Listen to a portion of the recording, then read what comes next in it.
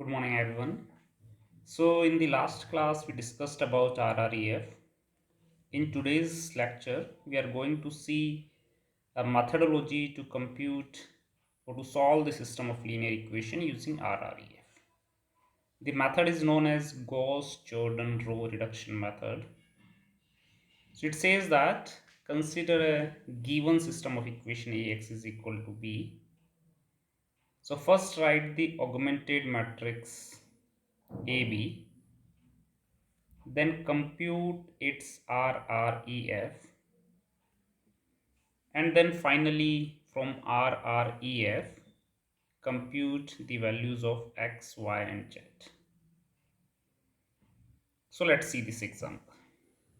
Solve the system of equation by Gauss-Jordan method. So the first step is to write the augmented matrix. So 1 1 1 5 2 3 5 8 4 0 5 2. Yes. Now the first step is to compute the REF, and then from REF we move to RREF. So for REF, let's see the first pivot entry, it's already 1. So below this entry I have to make these two entry to be 0. So I can use both the operations simultaneously. So R2 I need to change to R2 minus 2R1, and R3 I need to change R3 minus 4R1. While doing this, the first row remains as it is. The second row is 0, 1, 3, minus 2, and the last one is 0, minus 4, 1, and minus 18. Now next pivot entry is this one. So I have to make this minus 4 equal to 0. The operation is quite easy. So I have to change R3 to R3 plus 4R2. And doing this I will get 1 1 1 5 0 1 3 minus 2 0 0 13 and minus 26. Now next I have to make this entry to be equal to 1. So I use the operation R3. I have to multiply by 1 by 13, and that gives me 1 1 1 5 0 1 3 minus 2 0 0 1 minus 2. So this is my required REF. You can see now that below each pivot entry all other entries are 0. Now next is to reduce this REF into RREF. So this is my REF 1115 0 1 3 minus 2 0 0 1 and minus 2. For RREF I have to make this entry to be 0, this entry to be 0, this entry to be 0. These three entries I have to make 0. So two operations can go simultaneously. The one is R1 get changed to R1 minus R2, and R2 get changed to R2 minus 3R3.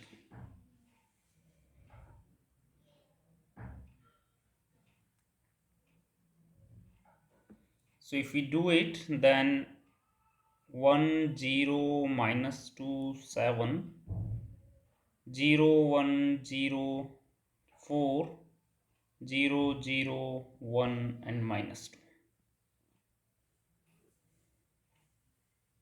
Yes, still this entry need to be 0 because this is above the pivot entry. So the last operation should be, I have to change R1 to R1 plus 2R3. And if you do it, then 1003 0104 001 minus 2. This is my required RREF. And now from RREF you can directly write the values, but at this stage I can show you again that what is the procedure. So coefficient matrix need to be multiplied with x, y, z, and this is B column. That gives me x is equal to 3, y is equal to 4, and z is equal to minus 2. Let's try one more question. So again the first step is to write the augmented matrix and compute its RREF. Please do try it by yourself and then see the answer. So for this augmented matrix, this is my RREF.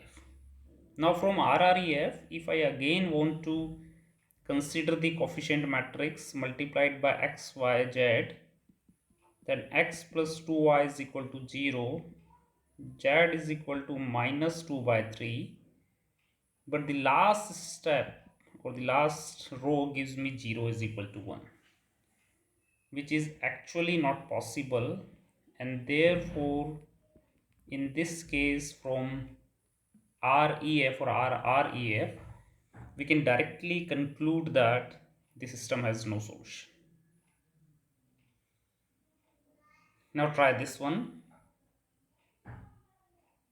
Please do compute RREF and see if you are getting the same RREF. Since RREF is unique, so there is no other option. And again solve it.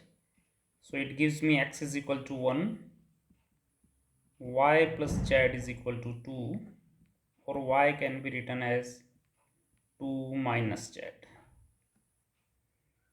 So if I have to write the solution set, then x1 y is equal to 2 minus z and then z, where z belongs to R.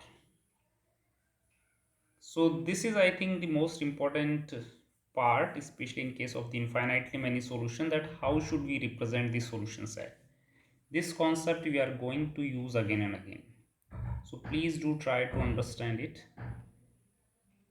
In this case, we will introduce the free variables later, but you can see that there were two equations and three variables. So one of the variable cannot be computed, and because of that we kept it free. And this is why, since z can take any value, we can see here that there are infinitely many solutions. These are the two exercises which you can try yourself. A more lighter version of the Gauss-Jordan method is Gauss elimination method. The only difference is here it is allowed to compute REF instead of RREF to reduce some computation. Now this is mainly helpful when there is a case of no solution. Let's consider this example. So 1 2 0 0 1 5 and 0 0 2. So in this case you can see that there is no solution which can easily concluded from REF. It means I don't have to do one more step to reach to the RREF.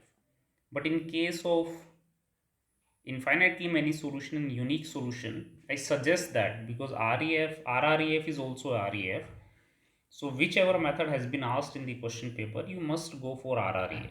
But if you can directly visible that this is the case of no solution and it has been asked to use the Gauss elimination method, then of course you should not think of computing RREF. But in case of unique and infinitely many solution, please do compute RREF and then compute the value of the unknown variables. One more exercise using Gauss elimination method. So in today's lecture, we have seen three cases that we can get unique solution, infinitely many solution, and no solution. Yes. And we have seen that based on the RREF, we can conclude these three cases. But we have to write them formally.